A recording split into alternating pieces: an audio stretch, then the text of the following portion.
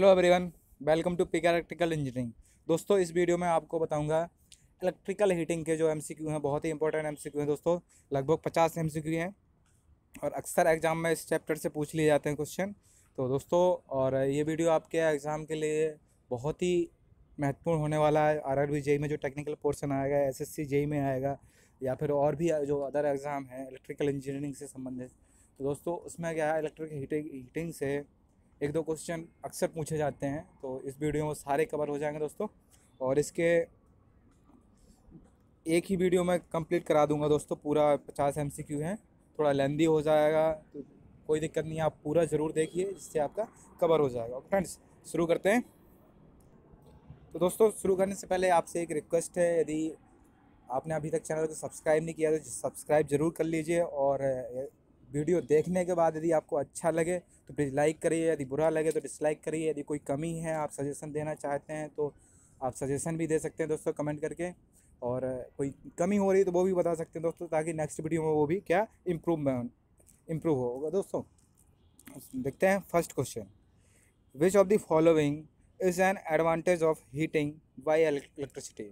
दोस्तों, हमें बताना है कि इलेक्ट्रिसिटी के द्वारा हीटिंग से क्या क्या एडवांटेज हैं, मतलब क्या एडवांटेज हैं उसके। Option A, quicker operation. Option B, higher efficiency. Option C, absence of flue gases. And D है ऑल ऑफ द अबव। दोस्तों, जल्दी ऑपरेशन होता है इलेक्ट्रिसिटी के थ्रू, हायर एफिशिएंसी ज़्यादा है इसकी, और फ्लू गैसेस इसमें नहीं होती दोस्तों, मतलब पॉल्यूशन नहीं होता है दोस्तों। इलेक्ट्रिसिटी के द्वारा हीटिंग में क्या है, ये सारे के सारे एडवांटेज होते हैं। तो दोस्तों, क्या आ जाएगा, answer is option D, all of the above. Question number 2, dash has the highest value of thermal conductivity. Has the highest value of thermal conductivity. दोस्तों, हमें बताना थर्मल कंडक्टिविटी सबसे ज़्यादा किस में होती है। ऑप्शन ए जो दिया गया कॉपर है, ऑप्शन बी है एल्यूमिनियम, एंड ऑप्शन सी है वो ब्रास है, ऑप्शन डी है दोस्तों स्टील। तो किस में सबसे ज़्यादा थर्मल कंडक्टिविटी किसकी सबसे ज़्यादा होती है वो दोस्तों, right answer is copper. Copper की क्या कैसी होती है दोस्तों, सबसे ज़्यादा थर्मल कंडक्टिविटी दोस्तों सबसे ज़्यादा वैसे तो होती है सिल्वर की। ओके फ्रेंड्स, लेकिन जो इसमें सिल्वर ऑप्शन नहीं है तो क्या है, कॉपर आएगा। Okay friends, question number 3, which of the following heating methods has maximum power factor. इनमें से बताना हमें कौन सा जो हीटिंग मेथड है उसका मैक्सिमम पावर फैक्टर होगा। Arc heating, dielectric heating, induction heating, resistance heating. दोस्तों, जैसा कि आप सभी जानते हैं, रेजिस्टेंस हीटिंग में पावर फैक्टर क्या होगा, यूनिटी होगा। कितना होगा, यूनिटी होगा। डाइलेक्ट्रिक में दोस्तों लीडिंग होगा, लेकिन 1 से कम ही होगा। और इंडक्शन में क्या होगा, लैगिंग होगा, लेकिन 1 से कम होगा। तो दोस्तों, लेकिन जो रेजिस्टेंस होता है इसमें कैसा होता है, यूनिटी होता है। कैसा होता है, यूनिटी होता है। तो यही सबसे ज़्यादा मैक्सिमम वैल्यू है पावर फैक्टर की दोस्तों। राइट आंसर क्या हो जाएगा, option D. Question number 4। Question number 4 क्या बोल रहा है, method has leading power factor. कौन सा मेथड है जो लीडिंग पावर फैक्टर होगा। Resistance heating, dielectric heating, arc heating, या फिर इंडक्शन हीटिंग। दोस्तों, आप सभी जानते हैं डाइलेक्ट्रिक हीटिंग जो है उसमें कैसा पावर फैक्टर होगा, लीडिंग पावर फैक्टर होगा। क्योंकि डाइलेक्ट्रिक हीटिंग किसके लिए यूज किया जाता है, जो नॉन कंडक्टिंग मटेरियल है, जैसे लकड़ी और भी बहुत सारे हैं। दोस्तों, इंसुलेटर जो हैं उनकी यदि हमें हीटिंग करनी है, कैसे करते हैं, डाइलेक्ट्रिक हीटिंग मटेरियल से, हीटिंग सिस्टम से होते हैं। क्वेश्चन नंबर देखते हैं 5, is used for heating non conducting materials. Is used for heating non conducting materials.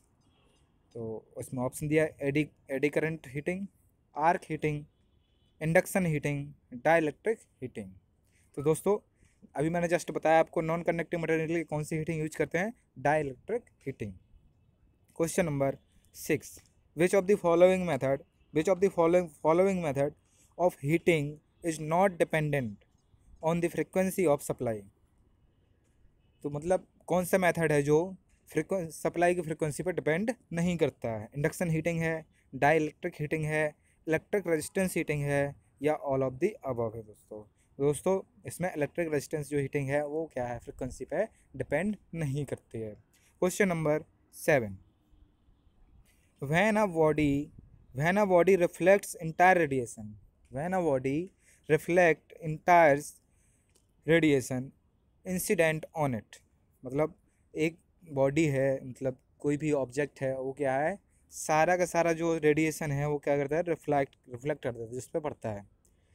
तो this then it is known as, इसे हम क्या क्या कहेंगे, white body, grey body, black body या ट्रांसपेरेंट बॉडी। दोस्तों वाइट बॉडी होती है दोस्तों, वो क्या है, पूरा का पूरा रेडिएशन रिफ्लेक्ट कर देगी दोस्तों।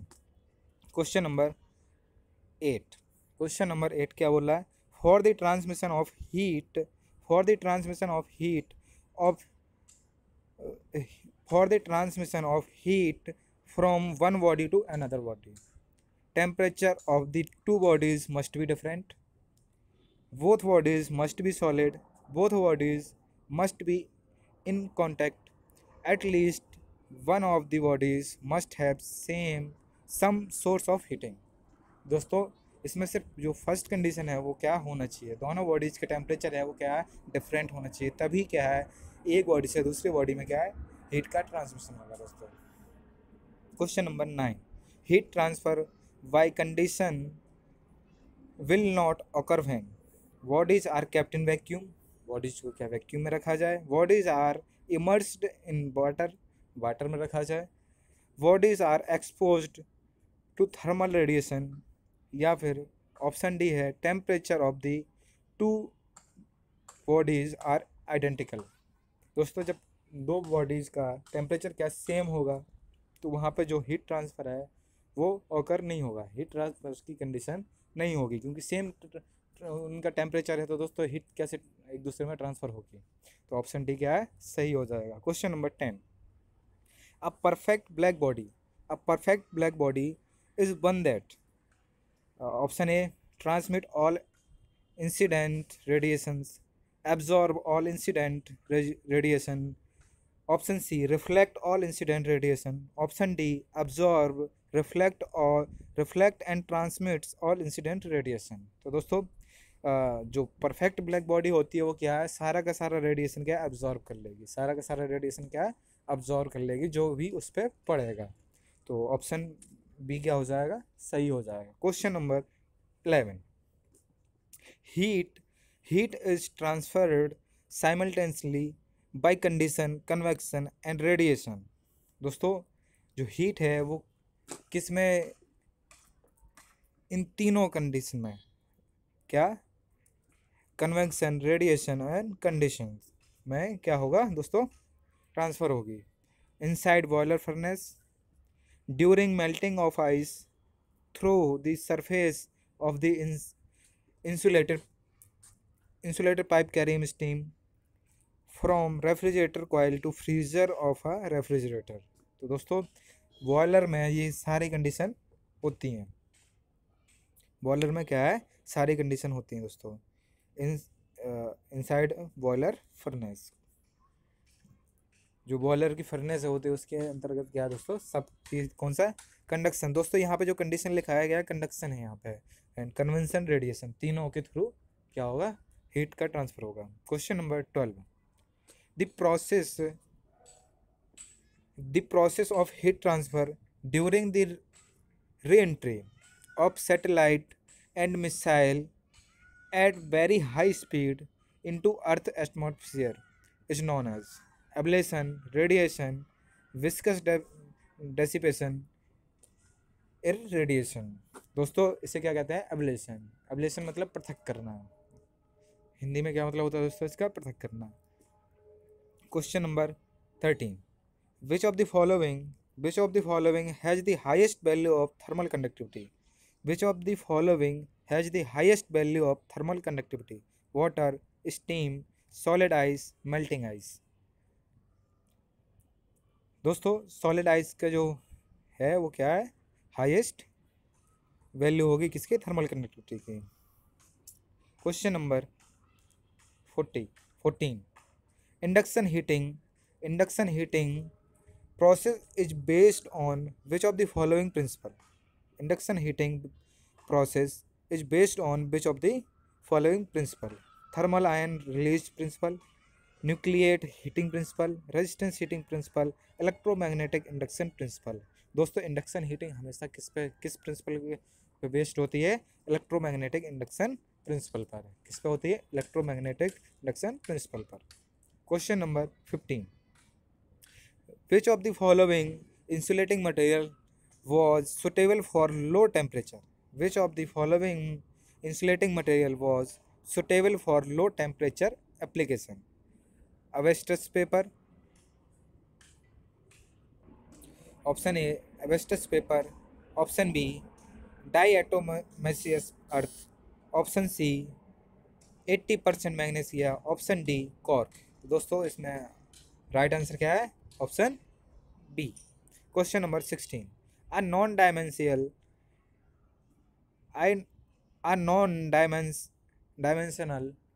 number generally associated with natural convention heat transfer is Prandtl number, Grashof number, Picelt number या नसेल्ट नंबर। दोस्तों इसमें ये क्वेश्चन इसका आंसर क्या है? Option B Grashof number. आप याद कर लीजिए, कोई दिक्कत नहीं है। Question number 17, the temperature inside a furnace is usually measured by which of the following? दोस्तों एक भट्टी के अंदर जो टेम्परेचर किसके थ्रू हम मेजर करते हैं? Optical pyrometer, mercury thermometer, alcohol thermometer, any of the above. दोस्तों ऑप्शन ए क्या है? सही है। ऑप्टिकल पायरोमीटर के थ्रू क्या करते हैं? हम मेजर करते हैं। किसी फर्नेस के अंदर यदि टेम्परेचर मेजरमेंट करना है तो किसके थ्रू करेंगे? ऑप्टिकल पायरोमीटर के through. Question number 18, which of the following will happen if the thickness of refractory wall furnace is increased?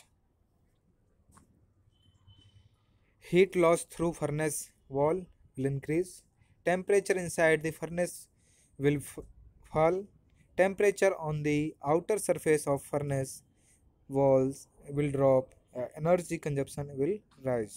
दोस्तों यदि हम किसी फर्नेस की जो थिकनेस क्या करें, फर्नेस की जो वॉल है उसकी थिकनेस क्या बढ़ा दें, तो दोस्तों क्या हो जाएगा? हीट लॉस बढ़ जाएंगे? नहीं, ऐसा तो कोई दिक्कत नहीं है दोस्तों। Temperature inside. Question number 19, the material of the heating element for a furnace should have. दोस्तों हमें बताना फर्नेस के लिए जो हीटिंग एलिमेंट का मटेरियल है वो कैसा होना चाहिए? Lower melting point, higher temperature coefficient, high specific resistance या ऑल ऑफ द अबव। दोस्तों क्या होना चाहिए? हाई स्पेसिफिक रेजिस्टेंस का है। स्पेसिफिक रेजिस्टेंस कैसा होना चाहिए? हाई होना चाहिए। क्वेश्चन नंबर 20, इनर रेजिस्टेंस, एक मिनट। Question number 20, inner resistance furnace the atmosphere is oxidising, deoxidising, reducing या न्यूट्रल। तो दोस्तों कैसा होना चाहिए? Oxidising. Question number 21, why which of the following method the temperature inside arc in furnace can be varied by disconnecting some of heating elements, by varying the operating voltage, by varying the current through heating elements, by any of the above methods। दोस्तों हम किसी भी method से क्या कर सकते हैं? Very करा सकते हैं। ओके दोस्तों, टेम्परेचर को किसी भी मेथड के थ्रू वेरी करा सकते हैं इन तीनों में से। Question number 22, in induction heating dash is abnormally high, phase angle, frequency, current, voltage। दोस्तों क्या होता है? फ्रिक्वेंसी बहुत हाई हो जाती है। Question number 23, why the use of which of the following high frequency power supply for induction furnace can be obtained? Coreless transformer, current transformer, motor generator set, multi phase transformer. दोस्तों motor generator set को हम use करते हैं दोस्तों। Question number 24, induction furnace are employed for electric for which of the following. Induction furnace are employed for which of the following? heat treatment of casting, heating of insulator, melting aluminium, none of the above। दोस्तों answer is heat treatment of casting, heat treatment of casting. Question number 25, question number 25 में क्या है? इन an electric room, in an electric room heater, in an electric room heat converter, sir in heat convector the method of heating is used? arc heating, resistance heating, induction heating या dielectric heating? तो दोस्तों इसमें क्या है? Room heater के लिए क्या हम यूज करते हैं? Resistance heating. क्या कौन सा मेथड यूज करते हैं? Resistance heating. Question number 26, in a domestic cake baking, in a domestic cake baking oven, the temperature is controlled by voltage variation, thermostat, auto transformer, a series parallel operation। तो दोस्तों जो domestic baking oven होता है, cake baking oven, उसमें हम temperature को किससे control करते हैं? सीरीज पैरेलल ऑपरेशन के थ्रू, सीरीज पैरेलल ऑपरेशन के थ्रू कंट्रोल करते हैं। Question number 27, in an electric press mica is used, in an electric press mica is used. दोस्तों ये अक्सर कई एग्जाम में पूछा गया है question. Option A as an insulator, insulator के through, as a device for power factor improvement, for dielectric heating, for induction heating.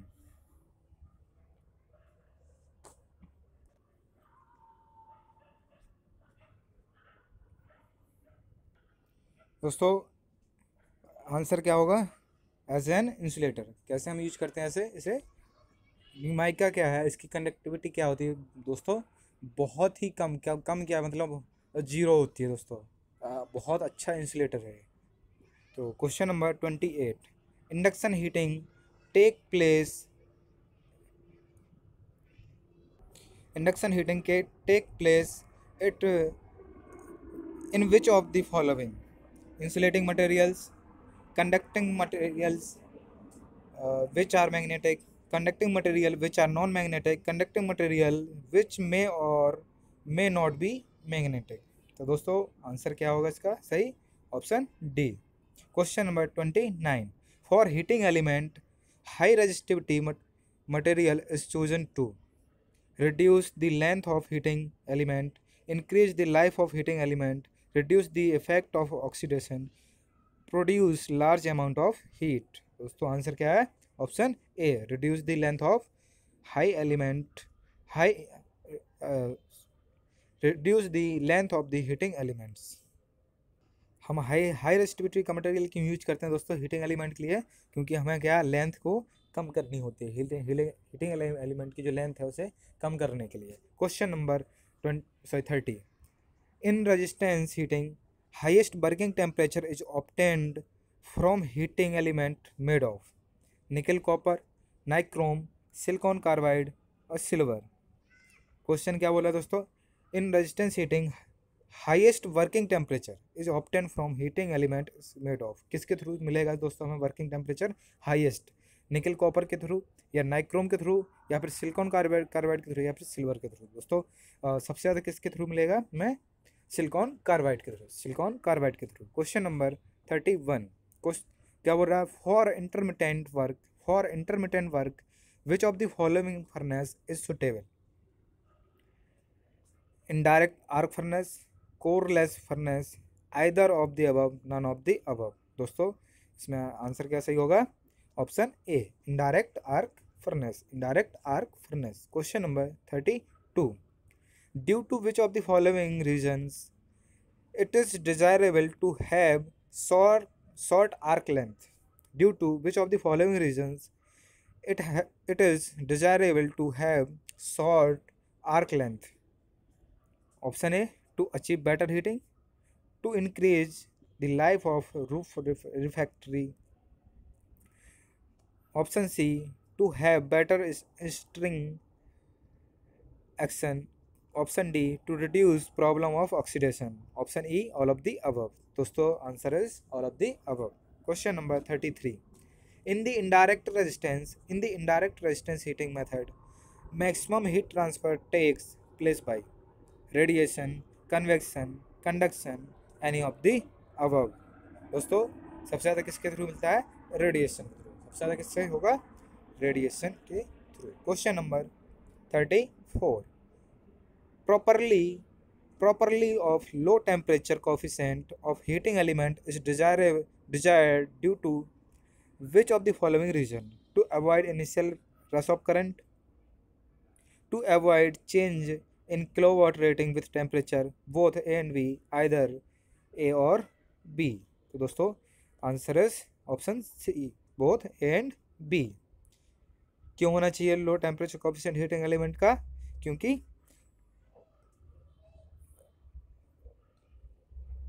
जो इनिशियल रस होता है करंट का वो उसको मिनिमाइज करने के लिए, और जो किलोवाट रेटिंग में जो चेंज होता है दोस्तों टेम्परेचर के साथ, उसको अवॉइड करने के लिए। Question number 35, which of the following method is use to control temperature in resistance furnace?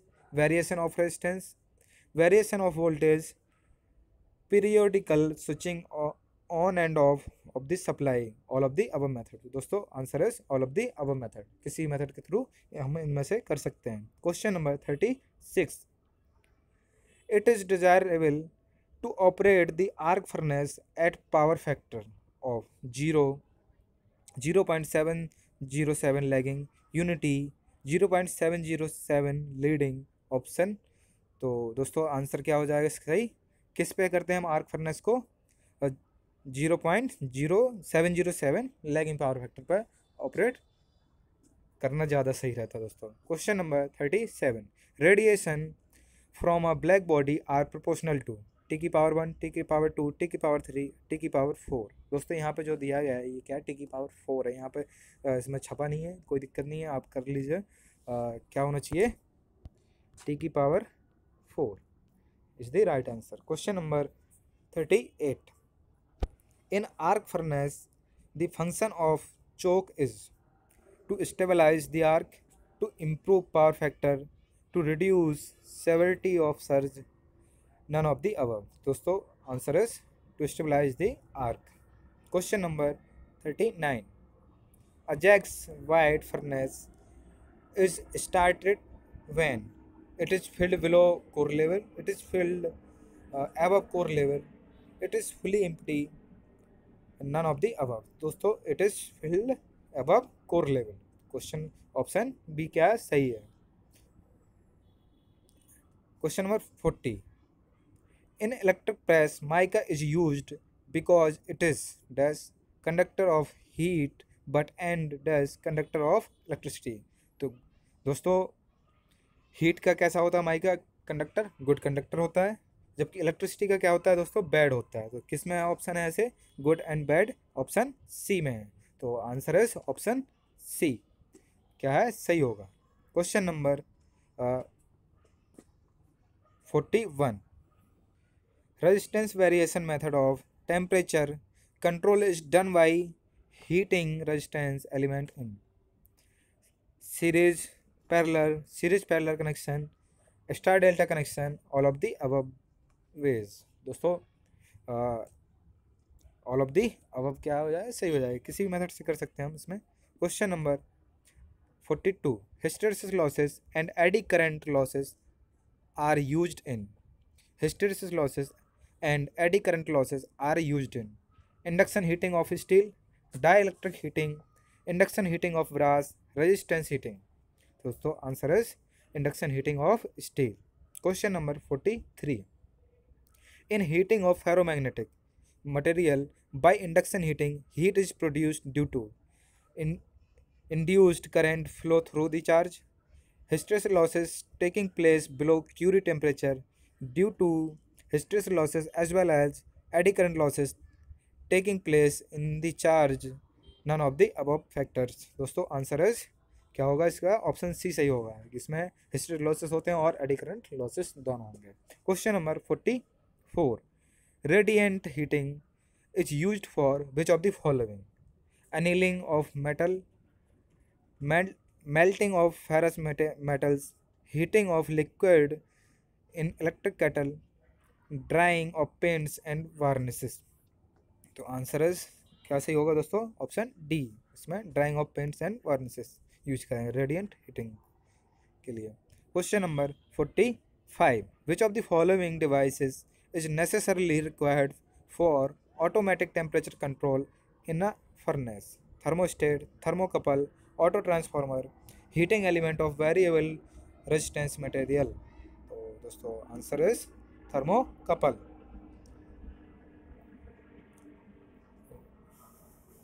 Automatic temperature control के लिए क्या यूज करेंगे हम? Thermocouple. Question number 46, for radiant heating around 2 to 50 degree Celsius the heating element are made of? Copper alloy, carbon, tungsten alloy, stainless steel alloy. दोस्तों इसके लिए हमें क्या यूज करना पड़ेगा?